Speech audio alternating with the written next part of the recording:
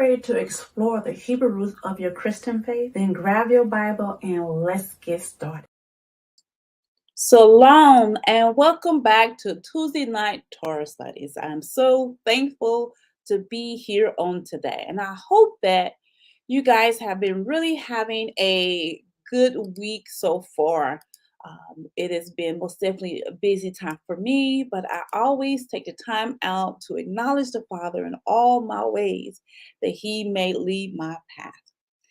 So, those of you who follow me on Facebook and Instagram, I greatly appreciate you. But you received a notification on Sunday night that we have entered into the 5th biblical month. So you received that announcement then.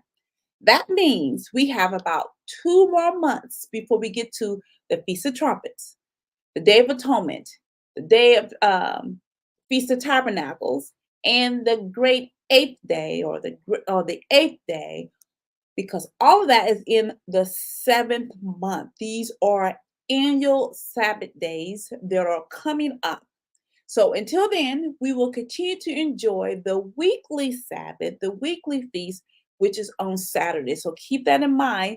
The Sabbath day hasn't changed. That weekly feast remains the same on Saturday. So today, we're still in Exodus chapter 23, where we're still learning more about the expansion of understanding of the Ten Commandments.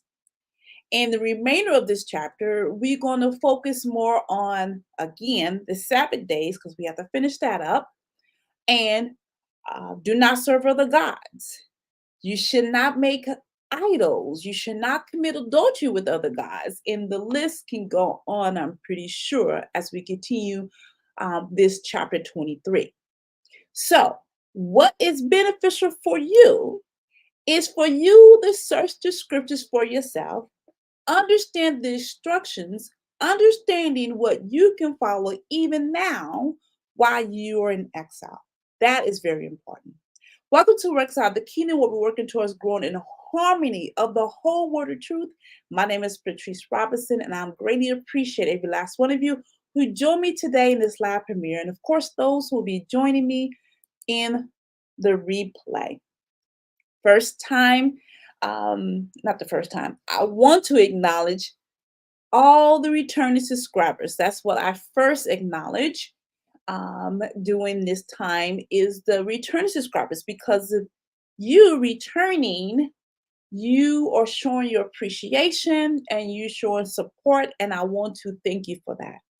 I also want to thank you for making your comments. I want to thank you for sharing the link, giving me a thumbs up, because again, you do those things and that helps the ministry to grow, which is important because we want to make sure that everyone's understanding the biblical doctrine and not the dogma of men. And I want to acknowledge all new subscribers. Thank you and welcome to the family. I appreciate you allowing me to be in front of you. I appreciate you taking the time out and searching the scriptures along with me. So don't be shy. Do all the things that we just spoke about for all the return subscribers. To all visitors, welcome. Thank you for joining me on today. Now, I'm hoping that you're ready to join this family. This family that does not mind searching the scripture. The family does not mind challenging the religious system teachings that we have been under for hundreds of years. A family that's ready to commit themselves as a lifetime student of the Bible. That means we'll always consistently be learning because the Father consistently revealed the truth to us. I'm hoping that you're ready to explore the Hebrews of your Christian faith. And it's really easy to join this family. All you have to do is hit that subscribe button below. And don't forget the bell. The bell lets you know when I'm live, any announcements or anything that comes from this ministry. So those are some of the ways that that we are supporting one another. But there's other ways you can support the ministry. You can support the ministry by following me on Facebook. Now, you heard me have said this before. On Facebook, I most definitely want to say I need you guys to go follow me over there because Facebook has new regulations that require for you to have 100 followers to be live, and I have not reached that. So they removed me and others, of course, who doesn't have that many followers. So those of you that follow me on YouTube, follow me on Facebook, follow me on Instagram, follow me on Pinterest, follow me on Spotify, and of course the YouTube podcast. Those are ways to support the ministry. And other ways to support the ministry, if you want to, if you want the sheets, the workbooks, the scripture wall order, anything that I have designed myself for the ministry, go into the SCRK Biblical Studio. There's a link in the description box that you can purchase those items, and do not shop on the Sabbath day. Just want to keep that in mind that we want to continue to honor the Sabbath day. So stay away from um, the um, the SC Studio then, just because some people have really hard things when it comes to shopping on the Sabbath day. So I cleared it up and say, don't shop on the Sabbath day, so it won't be any confusion. But those are the ways that you can support the ministry. And again, they are listed in the description box for you, and you can take a look. We also have a cash out. I am not a nonprofit organization.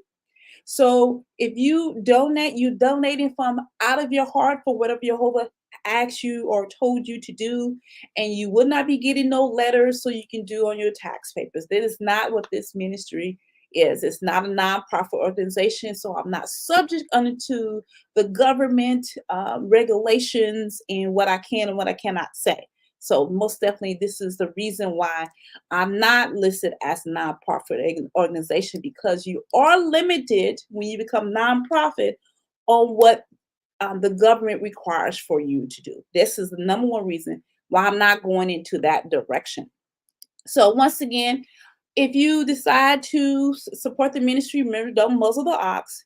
All the information that the many ways you can support the ministry is in the description box along with its links. So you're able to most definitely find those on your own. So, yes, thank you for joining me today. I greatly appreciate every last one of you on today. So, what I want to say to you now is don't forget, at the end of the teaching, you have an opportunity to ask questions while I am live presented today. Anything that's presented to you today, including the overview and what we teach today, you can ask those questions. I encourage you to ask questions. I encourage you to make comments and share the link throughout the teaching.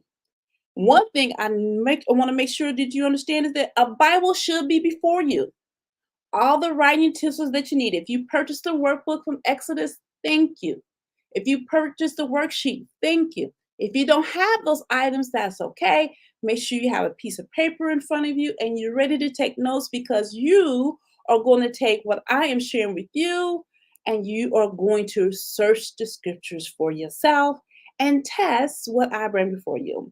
So, what we're going to do right quick is go over Exodus chapter 23. Went through verses 1 through 13, and this is just a quick overview because we have to compile it all by next week. So there were, again, Exodus chapter 22, 23, and I believe 24 is going through the expansion of the Ten Commandments and what that exactly means. What ways that you're supposed to keep the day, Sabbath day holy, how to, what does it mean to steal, and different ways that can happen. All that is all the expansion. So there are specific two areas that we went through from verse 1 through 13, actually 1 through 12. Do not bear false witness. You should not give false report. Love your enemies. Do not pervert justice. So that is the basic part, first part of chapters 1 to 13, which we connected to Acts chapter 6, is which what was going on with Stephen. There was bearing false report against him. The Pharisees of the from the synagogue of Freemen was agitating. They were making up things, and so which made the people also believe in what they were saying, and they came against Stephen. So there's a connection between, of course, the Tanakh, the Old Testament, and the Brit Hadashah, and we have to be able to recognize that. The other part from verses 1 through 13 is the Sabbath day. And the Sabbath day to keep it holy. Now, we kind of went over this a little bit. Yes, you can worship the Father, you can worship Elohim 7 days a week. But the Sabbath day is a set apart day, Pacific day. And what makes it different than any other day of the week is that the Sabbath day is a day of no work. You do no work. So you cannot, in your own mind, I guess you could if you want to, if you decide to, but you won't be walking in the ways that Yehovah is trying to teach you, is that Sabbath day is set aside with no work, and that is for the Sabbath day. Now, you can choose not to work 7 days a week, and I don't know how you're going to feed yourself, but that is the way the Sabbath day has to be separate. Then we went to the Sabbath of the land. That is the seventh year. You do not do any work on the land. No farming, no picking fruits or anything like that. Your vineyards, your olive fields, none of that is cultivated, because the 6th year, Jehovah is going to give you 3 years worth of produce. All your land going to just multiply, so that by the 8th year, you will have all that you need. So Jehovah takes care of his people. So all the information we talked about, you can take a look for last week. Of course, there's always a playlist you can take a look at. I'm only going to leave the sheet up for a moment, but I want to remind you the Sabbath day. That was our word study. And the 7th day of each week, which was a sacred festival. So always remember the Sabbath day is a festival, and that will help you understand that all the feast days are designed the way Jehovah wanted to be designed.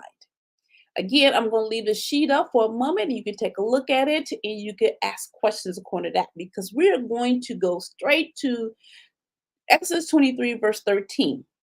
Now, concerning everything which I have said to you, be careful. Do not mention the name of other gods, nor let them be heard from your mouth. This verse, many people take cautious into. And not only they're taking cautious into what is being said, but sometimes they take a little bit out of the context, because he says, be careful not to mention the names of other gods. Those names should not come out of your mouth in a specific manner. I'm going to explain to you what I mean. So many people would teach you that this is so difficult to uphold because the days of the weeks are named after gods. That is correct. And we know this came from the Babylonians, and they created this, and the Romans adopted it, and the suns and the moons and the planets and the stars, they named these days of the week. We do understand that. But I want you to pay attention to the word mention in this verse, because again, this is there's a specific manner that this should not come out of your mouth. Mention H2142 zakar, and it is to remember, mention, remembrance, recorder, mindful, bring to remembrance. So in this particular verse, it means to make a memorial, to make a remembrance, to mention in the way of worship. That should not come out of your mouth, because we're going to be saying the word Monday, Tuesday. Those are, but we're not praising and worshiping Monday, Tuesday, Wednesday, those days of the week. So we're not saying it in a way of worship or a way to, as a memorial, as serving them as a God. So this is where this word study has to come into your studies. Verse number 14. 3 times a year, you should celebrate a feast to me. You should keep the feast of unleavened bread. For 7 days, you to eat unleavened bread as I commanded you at the appointed time in the month of Abib. For in that month you came out of Egypt. No one is to appear before me empty handed.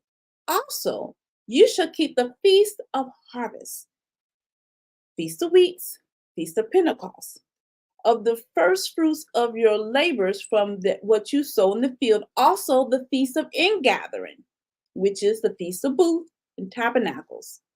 At the end of the year, when you gather in the fruit of your labors from the field, 3 times a year, all your males shall appear before Yehovah Elohim. Now, these particular Sabbaths are what we call the pilgrimage Sabbaths. That means that's where the people of Yehovah comes from their homes, from no matter where they live at, and they go up to where his name is placed. Of course, we know in studying the book of Joshua, it was Shiloh or Shiloh for some, and then it turns to Jerusalem once David bring the Ark of the Covenant and the Tabernacle of David in Jerusalem. Now, unleavened bread has 2 Sabbath days, the first and the 7th day. Feast of Harvest also is a Sabbath day. Feast of Ingathering, the first day is a Sabbath day, then the 8th day is a Sabbath day. So this is why there's a weekly Sabbath, there is a land Sabbath. I mean, there are so many different Sabbaths that people don't understand, and then they get confused when they go into the Brit Hadashah, the New Testament. They don't understand the scriptures fully.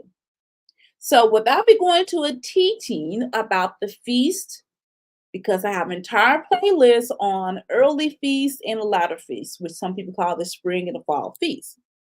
So there's about 6 feasts, 7 feasts if you're counting Passover. But I want you to keep in mind that Passover is not a day. It's a meal prepared on the 14th day, ushering into the first day of unleavened bread, which is the Sabbath day. So remember, the Passover is a meal. So there are 3 feasts that not only the males should appear before Yehovah on the place that he places his name, but everyone. See, what people normally do is they read that one verse and they cut out the other verses that let you know that all the people go up to Jerusalem or the place that he put his name. And so it's like you taking all the males and you leaving everyone else behind, but that is not correct. And you will find Deuteronomy 31. I want you to do your research. This is only one verse, one passage, verses 10 to 13. Then Moses commanded them at the end of every 7 years, at the appointed time, the year of remission of debt. So 7th year, land, Sabbath, and you have the release of debt Sabbath. That's what I call it, because it's in that 7th year. During the Feast of Tabernacles, when all of Israel comes before Yehovah Elohim at the place he will choose, all of Israel come before Yehovah Elohim at the place that he would choose. You are to read this law in the hearing of all of Israel. Assemble the people. That's the men, women, children, and foreigners within your gates to join in, so they may listen and learn and fear Yehovah Elohim and follow carefully all the words of this law. Then your children who do not know the law will listen and learn to fear Yehovah Elohim as long as you live in the land that you're crossing the Jordan to possess. So what we're reading about, if you pay attention, is that this is Jehovah's calendar. How would you know when the month of Abib comes? When it's here? Or when the feasts are here? Which feast? How would you know about that?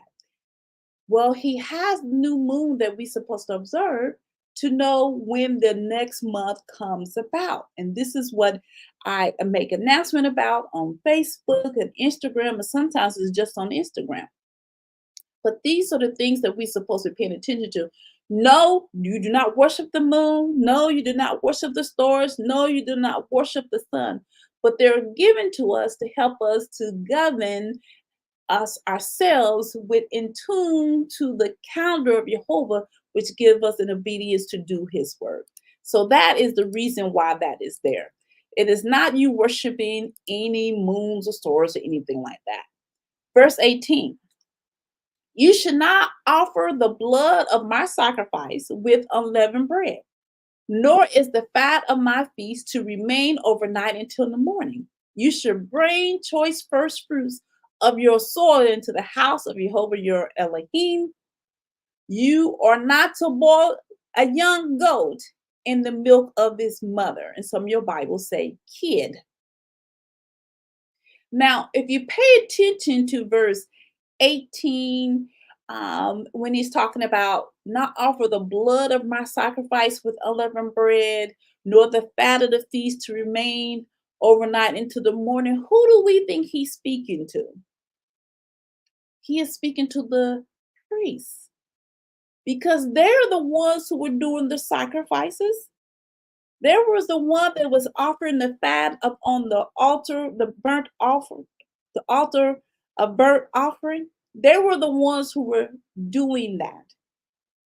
So we do know, we kind of understand what the priest's work is and what the people are supposed to do. And we will get more into that as we go further, especially in the book of Leviticus. Now, this goat milk, kid milk of its mother, we have to understand this. A kid is a young goat. So from this verse 19, what we do have is some believers, they do not eat cheeseburgers because a cheeseburger is from a cow. But the scriptures literally say young goat or kid.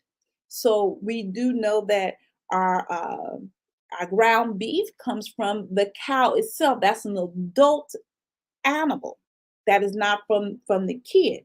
But the father does not want his people to do the things that the other people were doing for their gods. And some was boiling their young kid goats into the the milk of the mother.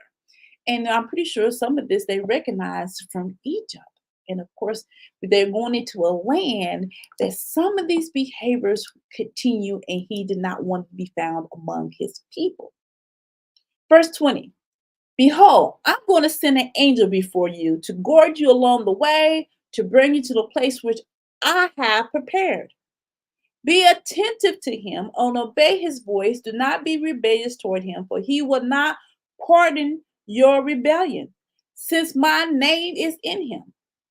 So if you truly obey his voice and do all that I say, then I will be an enemy to your enemies and an adversary to your adversaries.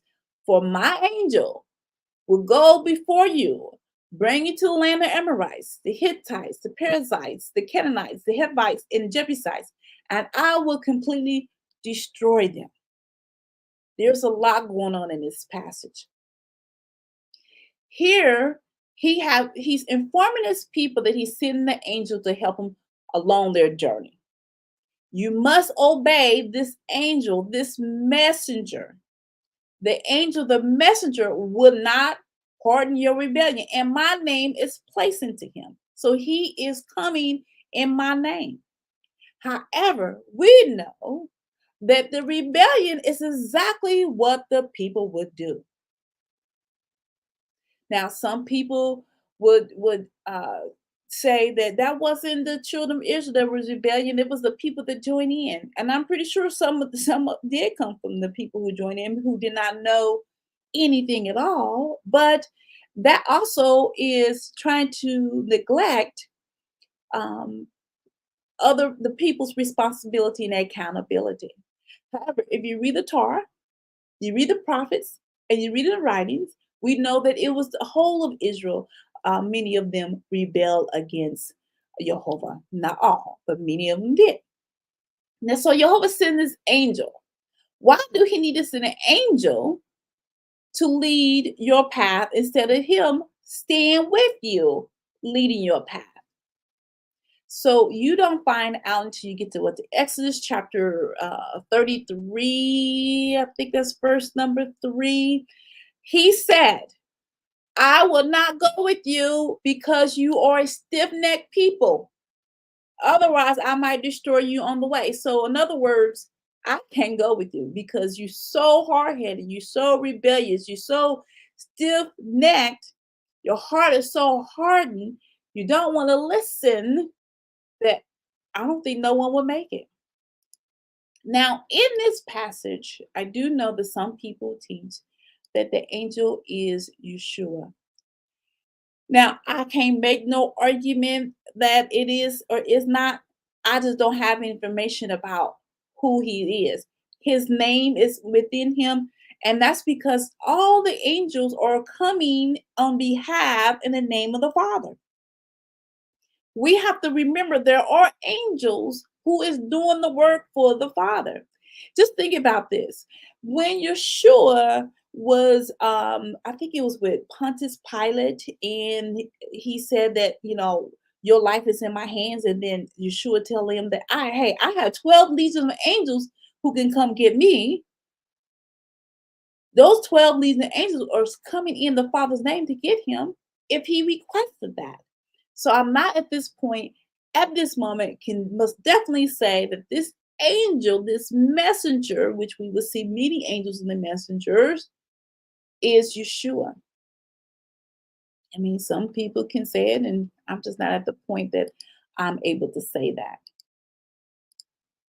Verse 24, you should not worship their gods, nor serve them, nor do according to their deeds, but you shall utterly overthrow them, break their memorial stones in pieces, and you shall serve Yehovah Elohim.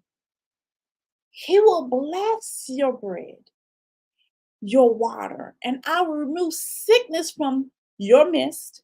There will be no one miscarrying, unable to have children in your land. I will fulfill the number of your days. I will send my terror, my fear ahead of you, and throw into confusion all the people among whom you come, and I will make your enemies turn their backs to you. I will send hornets. Remember that he sent locusts in the land of Egypt ahead of you, so that they would drive out the Hivites, the Canaanites, the Hittites from among you. So Yehovah is getting to prepare to go to this promised land, the land of the Canaanites. That was promised to Abraham and his descendants. And when you go to this land, I don't want you worshiping their gods. I don't want you serving their gods. I don't want you to do the things that they do to their gods. I want you to serve me when you get in this land. And because you serve me, I most definitely will bless you. Now, this is after you have overthrown them, you done broke all their monuments, you got rid of all this stuff. I'm going to bless you because you're serving me, the only Elohim.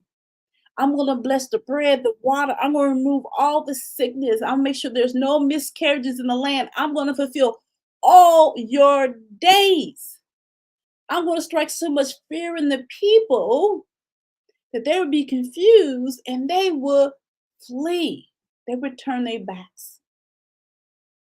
Then Yehovah says that this terror, this fear of him, he's going to send hornets. And this reminds me so much of Egypt. Who wouldn't want to serve Elohim that has your back like that? Who would want to? I know we're learning a lot more about following the instructions, and I know it's hard for some people to realize that this is the way you're supposed to go.